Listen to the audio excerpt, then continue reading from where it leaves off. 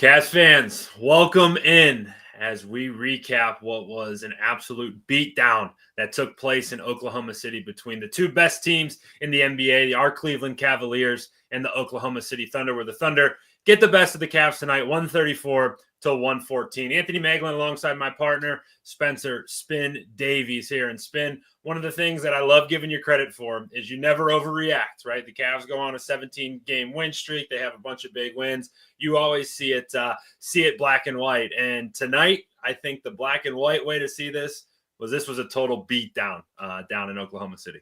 Yeah, it was like taking a paddle to the backside back in the old days. That was a bad game. This is also something that I think we can look at further from now and see like, okay, there's actually going to be some things that the Cavs have to tinker, that have to work on. I don't know where you start with this one. I think for me, you have to look at the way that the Thunder turned the Cavs over. OKC is known for the way that it's able to turn its opponents over and turn them into points, but 30 off of 21 miscues is a lot.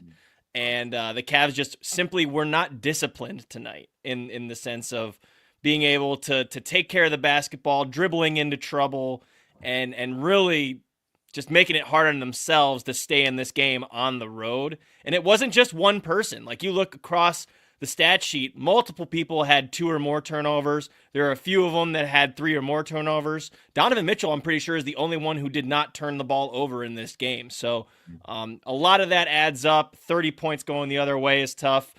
Then in that point, you find yourself kind of in this terrible catching up situation, and Shai Gilgeous-Alexander is getting downhill on you at will, getting to the paint, getting whatever he wants in the mid-range.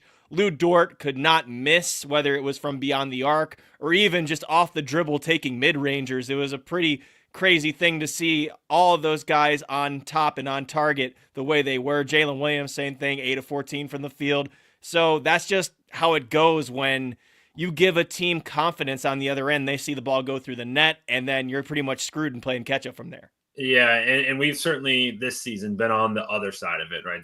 We could point to a handful of games where, let's say, a Karis LeVert gets hot from off the bench, or Max Strus the same, or a Dean Wade gets hot. But I think what you can take away from this basketball game, one of the things that when I look at it, when you watch it, yes, it's a disappointing loss. It's one that you wanted for sure, but just a week ago, you beat the same team. So you know that it's in there. And this is certainly not one to sound the alarms. I want to caution all our Clevelanders. We are scarred sports fans, and we tend to sound the alarm in a number of different ways. But I don't think that's tonight, because on the other side of that court, this Oklahoma City Thunder team is spectacular. Shai is unbelievable. It goes for 40 tonight, like you said. Dort got hot, was 6 and 9 from 3, and then Jalen Williams himself finished with 19 points. So you're going to get that type of night from another great basketball team. Spin, one of the areas of the biggest concern, I would say, or the biggest thing that we notice you're going to take away from tonight is that Donovan Mitchell has a Lou Dort problem. A lot of people have a Lou Dort problem. You get into that torture chamber, man, and not many people come out alive. But now we've seen it. There's 2 games now of evidence where Donovan Mitchell has struggled against Lou Dort, and tonight was no different. Finished the night 3 of 15 from the field, only played 21 minutes, 1 of 4 from 3, only 8 points, 2 assists. Like you said, no turnovers, but I give you 4 turnovers for equating to 12 missed shots there. But just a tough night for Donovan, and that's another tough night against Lou Dort for him.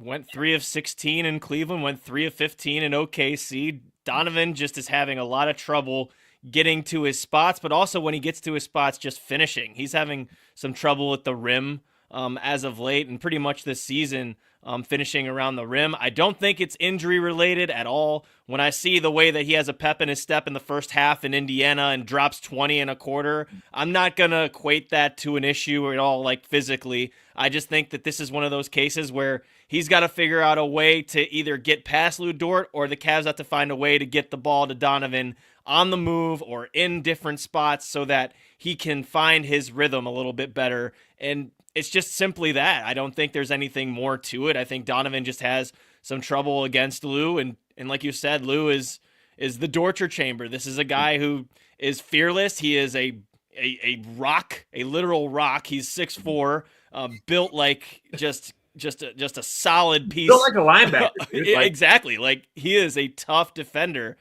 Donovan is a strong guy in his own right, but clearly they're just not getting him the ball in the right situations against him, or Lou's just chasing him over, and they've been uncomfortable. I think watching that first half, especially for the Cavs, I think a misconception is that they didn't have the effort.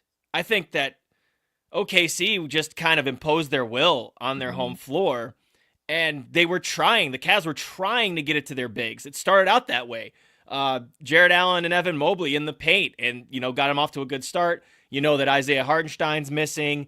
You don't have Chet Holmgren around, so they're going to attack the smalls, and that's what happened early. But then what I noticed is the Thunder, they started following those entry passes that the Cavs were trying to get in, and the Cavs were catching them low. Evan and Jarrett were catching them low, and then that way, guys like Alex Caruso, who wasn't around for the first matchup, Dort, Cason Wallace is a pest, Kenrich Williams, all of these guys were just swarming the ball as soon as the Cavs bigs made the catch. And then that's kind of what got them either out of sync, out of rhythm, and then Cleveland started taking these shots on one-and-done passes, which is very unlike them. And that's going to happen sometimes when you're playing from behind the way that they were the whole game. And, it just kind of trickled down, and it was tough there. Now, I actually, sorry, I don't mean to take the show completely over here. But or yours, my friend. It's interesting to me that people start talking about the roster construction and, if we had a 6'8" wing, blah, blah, blah. Nothing was changing that outcome tonight, guys. I'm sorry. That wasn't because the Cavs didn't have someone who was rangy and could keep up with guys on OKC. That's not the case there. They got their asses kicked. It's just keep it like it is. You don't have to start, grasping at straws and changing things. Like, that's something that I think was a little bit overblown. I will say this, though. Just in reading some post-game comments, Kenny Atkinson did get asked about the Cavs having problems with wing-type players and rangier defenders. He said, it's certainly something that could be, so he acknowledged it. But from my perspective and watching this game, that's not why the Cavs lost today. The Cavs lost because Shea beat the crap out of them, and they got turned over a ton. There's no more any kind of sweeping conclusion or generalization other than that, in my eyes at least. So they did have their full team available to them today, other than a couple of the G League two-way guys. So the Cavs did, have Ty Jerome back. He had a pretty decent game. Him and Darius Garland really were the only ones who had decent games. Yeah. But, Ty's back.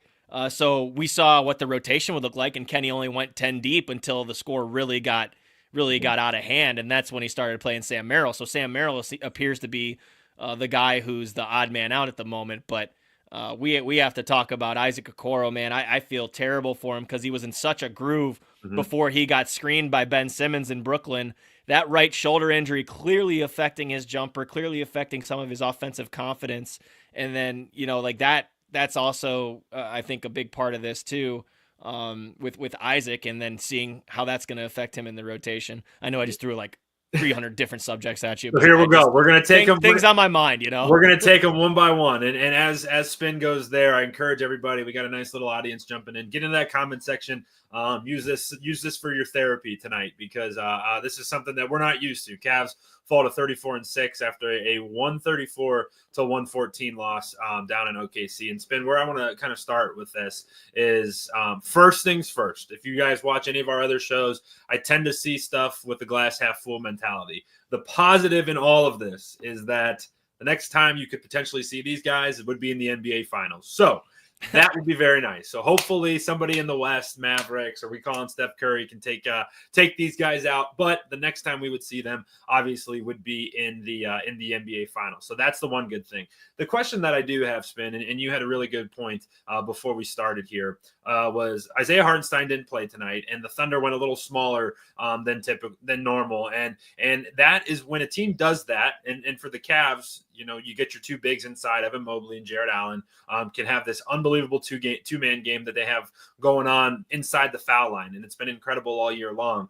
But tonight was the first time that they struggled. And against a smaller lineup, you either dominate down low or you get dominated because the opposing team can run on you and they can defend you if you make it more of a perimeter game. And we saw the Cavs really struggle with that tonight. And Jared Allen and Evan Mobley didn't have their nights. Evan finished the night 5 points and just wait, no, that can't be right. Yeah, 5 points on 3 rebounds. Jared Allen, 13 points on 7 rebounds. So bad that that I didn't even think it was right. But those two struggled in a big way, and it was because the personality of the game didn't align with what the Cavs have been used to seeing past couple games. Well, yeah, like I said earlier too, man. Like Jalen Williams did a really good job. Jalen Williams, the smaller Jalen Williams, because Jalen Williams was the one in the middle for the Thunder when they did have those small lineups out there.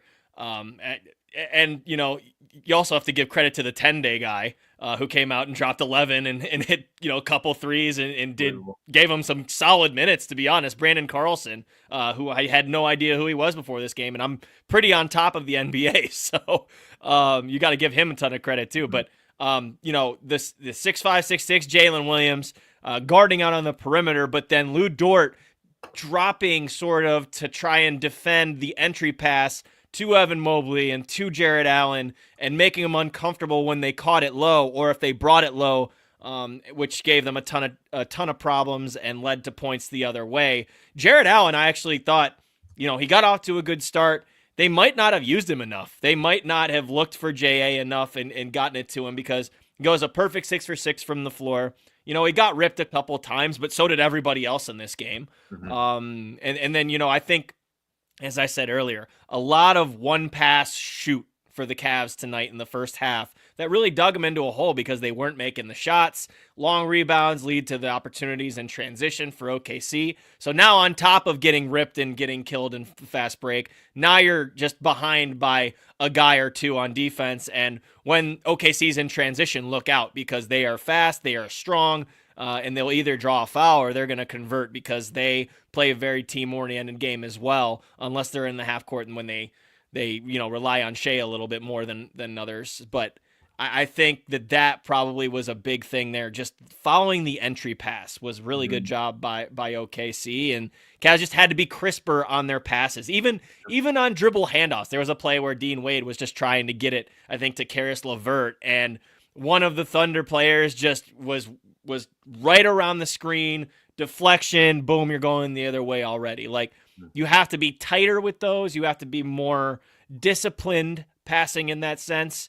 And then defensively, you've got to put up way more of a fight on the perimeter than letting them just have the lane and not giving the multiple efforts that we've been used to seeing this year. And I'd say, too, to all of those points, like this is sometimes losses can be good and you never want to take the moral victory of that. But you get into this groove here where the Cavs are just winning basketball games. But I would say this week, you go back to that first Pacers game where they get beat in Cleveland. And then the other night where they end up pulling away. But it was close for a lot of the game. And the Cavs are starting to show that, hey, you're not invincible. Like this league is really, really good. And I know that, you know, the way that you and I get to interact with Kenny Atkinson, and you especially, you know, I feel like he has got to be chomping at the bit, right, to watch this tape and to actually like show the guys like, hey, we need to improve here, here, and here, because guess what? You can get away with this stuff against the Hornets or against whomever, the Bulls or whatever it may be. But when you play a team that's real, some of these warts that pop up and have been popping up, they'll cost you. And guess what? Like I said, the next time you may see these guys is in the NBA Finals, and it would cost you then. And I think that like Kenny Atkinson, the way if I know him like I kind of think that I do, he's going to take this and make this team improve because of this past performance. He'll definitely use it. I don't know if you call it a positive per se, but he's been pretty even-keeled throughout the season. So has the entire locker room. That starts with the leadership from Donovan Mitchell. Never get too high, never get too low.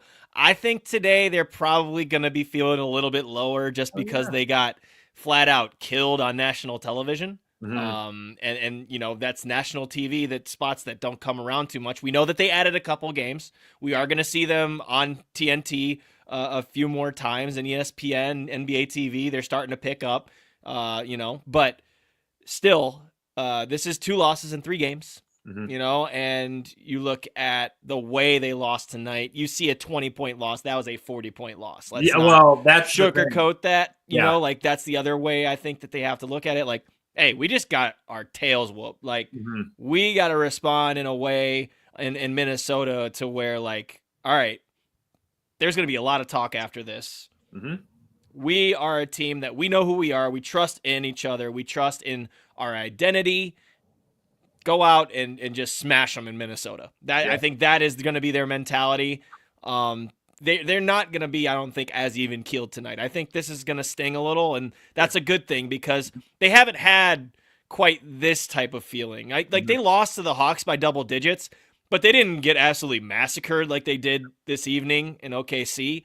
This will be a little different. I think that they're going to take this one a little bit harder than the others, as they should. Yeah, no, they absolutely should, and I think you're spot on there. Okay, I want to move back just a little bit. You mentioned Isaac Okoro dealing with that shoulder injury tonight. Very obvious that he's not right. Plays 23 minutes, finishes 2 of 9 from the field, 1 of 8 from 3. Only finishes with 7 points, 1 assist, 3 rebounds, and this is a guy who was shooting mid 40% from 3 and really had developed himself and bought in and worked his game. And through the years he's been in Cleveland, he started and had a handful of doubters, not a handful, tons of doubters saying he can't do it, he can't make it happen, and he became a legit shooter. And he's trying to find it right now, right? That injury's not helping him in any way, but ice cold again tonight. I shouldn't say that. That was not intended. The Iceman was ice cold. But just a bummer of a night for Isaac as he's trying to work his way back and to be a big part of this rotation. It's been a bummer of a return since he's come back, man. Like, he just can't find that outside shot, and he's not even finishing in traffic right now. It's just kind of all over the place for him, which sucks because, again, before the injury, he was really in a good niche. He had the 3-point shot working. He was attacking off closeouts, playmaking. We know how valuable of a defender he is off the ball, on the ball. He just looks lost right now, and it's hopefully something that can come with time, but he's going to need to find it because the rotation's going to tighten up. And if he's not making shots and if they're not using him defensively the way that we're used to seeing him be used against some of the top guys in the league, then he might be getting his minutes cut, or he might be out of the rotation if he's not careful, which is completely, it's pretty much not his fault because he got absolutely killed on that screen in Brooklyn, and it hurt his right shoulder. He is the shooting shoulder, so it makes sense that he's having issues with it. But this is just one of those situations where I think he's got to figure it out decently quick. Luckily, I think you got 14 games left, maybe 15 games until the All-Star break. And then maybe after that, you get some time to rest, hopefully, get physically better in that sense. But it's tough to watch because he's such a good player. You just know that that's not who he is. But there's been definitely an effect from that shoulder injury and coming back from it. And he's not the only one who had trouble coming back from injuries. Like Max Strus has had his games where he just looks completely lost. Then he has games where he goes 4-7 from deep and has a huge impact on the game. Like coming back from injuries, not easy that way, especially when you're in a role like that coming off the bench and you're trying to take advantage of all the minutes you're getting because everyone ahead of you is in the rotational kind of hierarchy.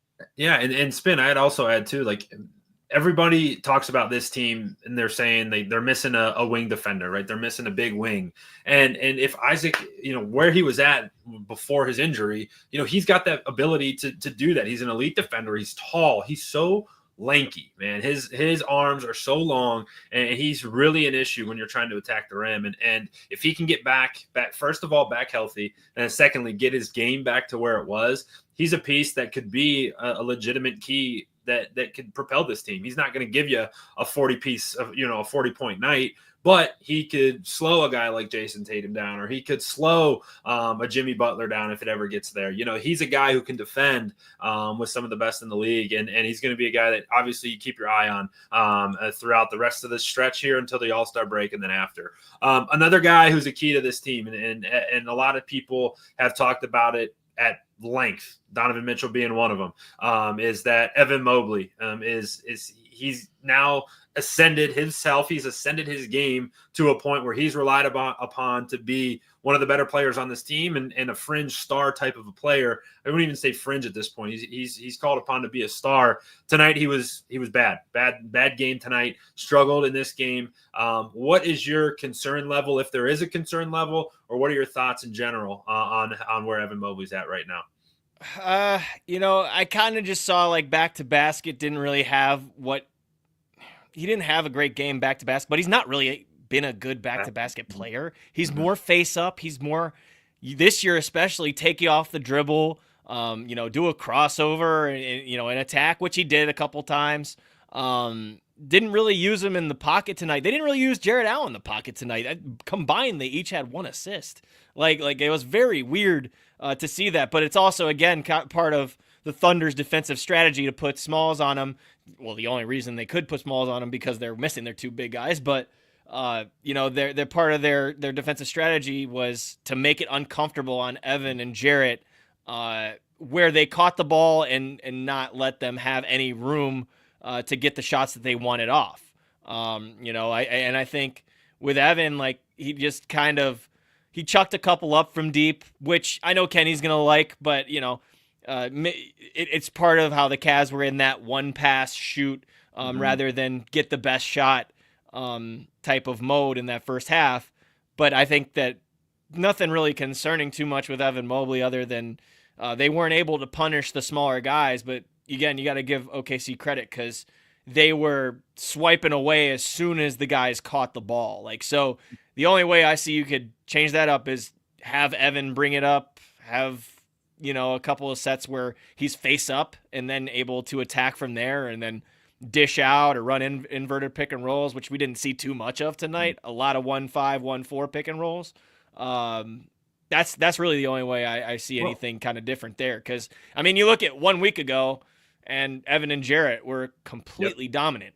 And that was when they had the big. They had Hartenstein in the middle. They had Jalen Williams. You bring up an interesting point. And, this is just me thinking while you spoke right there. It's like you bring a smaller guy in, you bait Evan to catch the ball on the post. And everybody who's watched it, us especially, you watched the Cavs for the last 3 years, that Evan that's not his strength. It's going back to the basket, hook shots, turnarounds, all that stuff. It's almost like you bait him to get the ball down there, and then, hey, he's been really good on the perimeter. Well, you catch the ball on the perimeter with a guard right in your face. Guess what? That's a whole different world than what you're used to. Catching it against Isaiah Hartenstein, who can't move with you. You can get by all those things, man. I don't know. I hope it wasn't discovered a kryptonite for Evan Mobley. But go ahead. No, I was gonna say, you look at the last couple of games, like with the Pacers and OKC too. Like the ball pressure, I think, is something that teams are gonna look at. They're gonna try to probably be a little bit more aggressive on Cleveland because they have kind of shown a little bit of a weakness in that sense. If they're not able to handle the ball and get it out of Darius and Donovan's hands, Evan's been good at handling the ball and bringing it up and stuff like that. But in the half court situation, like in a rush or something like that, maybe that's something that teams try to do. Get it into Karis LeVert and Max Strus's hands rather than, your 2 best backcourt players. Maybe that's going to be part of the strategy. I don't think a lot of teams are going to pull the full court press out like Rick Carlisle does in Indiana because that's a dangerous game to play. But ball pressure ratcheting up for sure, I think, is going to be something they look at. And, that's when Evan's going to have to be able to really handle the ball more often. He's certainly done it a lot this year, but in those situations where, DG gets blitzed or if Donovan gets blitzed, it's a completely different ball game. So, getting those guys off the ball, Evan's good at finding them, and especially out of the pocket with those guys. But there's different ways to attack them. But again, this is an OKC specific thing. I think. I don't know if teams can adjust like that way. Yeah, the Thunder got the guys to do it, man, and it obviously proved out tonight. And as you know, they thumped the Cavs 134-114, and I think you said it right. You look at the scoreboard, you look at the scorecard. It's a 20-point loss. If you watch the game, it is a 45-point loss because it was a very, very thorough. You said it, ass beating, man. It was tough. All right, Spin. The last question I have on this game specifically. if this is in June, how cool would this final series be?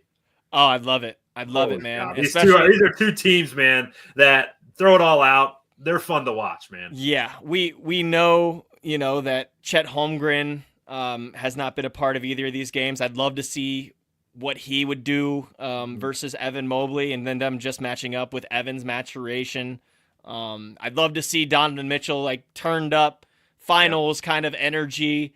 And that's the funny thing too. When you look at blowout games, they happen in the finals. So like this could be completely plausible to happen in June. Mm-hmm. A lot of the series that you see, even if they go 7 games, there's a blowout or two, and at least in every round. Hey, LeBron James and the Cleveland Cavaliers blew out Steph Curry and the Warriors in the 3-1 comeback. Like that, it happened, man. It's crazy. Like it's a competitive, like game by game. It's different. But I would love to see these two go at it. I'm hoping that this is the finals because it would send a bunch of people in the New Yorks and the Bostons and the LAs crying. Of the big market folks. So. And it's the best teams. It's the best teams in the association right now. So, and I would put a really big argument in to say it's two of the best fan bases in the league. Like OKC is very Cleveland-like, obviously from the market size, but that stadium gets jam-packed. Remember back in the early Kevin Durant days where they'd sell that thing out? They were the first ones to like give everybody shirts and like decorate the whole thing, like the stripes and all that stuff. Like that's an unbelievable sports town. And it rivals the passion they have rivals what the passion Clevelanders have, for their Thunder basketball team. So it'd be a ton of fun if the cards do fall that way. And it is a Cavs Thunder finals. It'd be sweet. We'd obviously be dialed in for it. All right, Spin. Before we get out of here, 3 games coming up for the Cavs that are all pretty important. They take on the Timberwolves, obviously go there. They come home for a quick one against the Phoenix Suns. And then a team that a lot of Clevelanders, I don't know, if you're in the NBA and you're watching very closely, you know this. But if you don't, you're a fringe, or if you're just paying attention to the Cavs, you don't know that the Houston Rockets are a really, really good basketball team. And the Cavs will have their hands full next week. Yes, no doubt. I think Minnesota, you can take advantage of their first 5. Anthony Edwards even said, I'm not going to say that they're trash like he said, but they don't have much spacing. So it's just kind of a funky roster construction they have going on in Minnesota. They obviously can defend with the best of them, and Rudy Gobert's nothing to scoff at. Jaden McDaniels, good player. Naz Reid off the bench, good players they have there, but sometimes just not a good fit. I think the Cavs will be pretty pissed off going into that matchup and should win. And they haven't dropped 2 in a row this year, or other than the Hawks games. They call this a announcer's jinx, my friend. That's what they call this, and what you just did right there. Hey, you know what? So be it. The Suns, they're also kind of been reeling. They had a grip on Washington tonight and let the Wizards back into it. But they ended up winning that game. I think they just got back to 500. 20-20, but yep. They do have Kevin Durant and Devin Booker. They're bringing Bradley Beal off the bench. They're starting a rookie named Ryan Dunn, who's been pretty good for them, and they just acquired Nick Richards. So they'll have a little bit more oomph to them, I think, on MLK Day there at Rocket Mortgage Fieldhouse. But yes, you mentioned the Houston Rockets, man. Fun team. Jalen Green is on a roll right now. Yeah. Just coming off a 40-piece. Amen Thompson, you got to give that guy a lot of credit. Second-year player. LeBron even said it, man. You haven't seen anything like his athleticism, and it's just the instincts that he plays with that I think has really brought Houston back up to where they are. And obviously, Alperen Şengün, one of the most underrated and underappreciated centers in this league, kind of like a baby Jokic, in my opinion, the way that he uses his footwork and is gotten better as a defender too. So should be a really good matchup there. And I think that they have kind of a playoff-like series with them too, because they play them on the road and then they play them at home, I think within a week's time or something. Yeah. Yep. So that should be really fun. I have one last thing before we get out of here. When we talk about Cavs Thunder tonight, as I said at the beginning of this, OKC flat out stomped them. That was not about effort. That was not about roster construction. That was just a flat out kicking of the ass. A lot of people confuse effort with execution and being disciplined. The Cavs were not disciplined tonight. It's not like they came into this and started lollygagging around, giving the ball away. They were just not as aggressive as OKC, and they were not clearly prepared for that. And it's what ultimately led to this drubbing of a loss. So that was the story of the game, and you scratch it and you move on to Minnesota. That's right. Bury the tapes, get better from it, move on to Minnesota, get right, take on the Timberwolves, the Suns, and then that nice little set with the Rockets. It's going to be a lot of fun. The Cavs are still well in first place in the Eastern Conference. They're at 34-6 on the year, so feeling pretty good about this. One loss doesn't end your season, and actually, in my opinion, could be pretty good for them. They could propel them, get a little bit better as they continue this awesome season. So appreciate everybody jumping in with us tonight. Awesome live audience here, and if you got this far in the video, hit that like button, because Spin just ripped off detailed stats about 3 Western Conference teams that we only see once or twice a year. Got to give this guy a round of applause. You can't slip anything by him. He knows everything about the NBA and loves bringing it to you guys here on the Cleveland Cavaliers on SI YouTube channel. Follow us here. Subscribe to us here. Follow us over on X. We got content for you all the time. And then also on the YouTube channel, Spin and the rest of the team constantly got Courtside with the Cavs rolling. Awesome podcast where they really dive into the details of the team a little bit more than we do in these post-game shows. So thank you, everybody, for jumping in with us tonight. For my partner, Spencer Spin Davies, I'm Anthony Moeglin, recapping the Cleveland Cavaliers loss to the Oklahoma City Thunder. We'll be back with you again soon here on the Cleveland Cavaliers on SI YouTube channel.